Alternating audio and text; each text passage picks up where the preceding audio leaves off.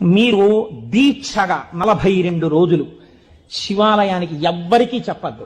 ప్రదోష వేళలో వెళ్ళి శివ ప్రదక్షిణం చేసి మీరు ఏమీ చెప్పకండి. మీరు చెప్పగలిగినంతసేపు శివాలయం అరుగు మీద కూర్చుని శివ శివ శివ శివ శివ శివ ఇదొకటే.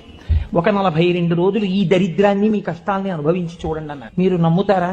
ఆ వ్యక్తి నా దగ్గరికి వచ్చి నా జీవితంలో ఆశించని రీతిలో నా జీవితానికి ఒక కొత్త మలుపు తిరిగిందండి, నేను వరంగల్ వెళ్ళిపోతున్నాను, నేను సెటిల్ అయిపోతున్నానని చెప్పాడు. ఆ వ్యక్తే నాకు ఈ మధ్యనే మళ్ళీ ఫోన్ చేసి, కోటేశ్వరారు ఇప్పుడు నేను ఎంత ఆనందంగా ఉన్నాను అనండి, ఒక్కసారి మీరు ఏమైనా వరంగల్ వస్తారేమిటండి ఉపన్యాసాలకి, మీ దర్శనానికి వద్దాం అనుకుంటున్నాను, నేను కూడా కాకినాడ అన్నాడు. అయ్యా మీరు ఎప్పుడైనా కాకినాడ ఇప్పుడు అక్కర్లేదు, ఎప్పుడో తర్వాత వద్దరు కానీ నేను వరంగల్ ఇప్పుడు మాత్రం రావట్లేదు, నేను వరంగల్ వస్తే చెప్తాను, అప్పుడు మీరు నా దగ్గరికి వద్దురు కానీ తప్పకుండా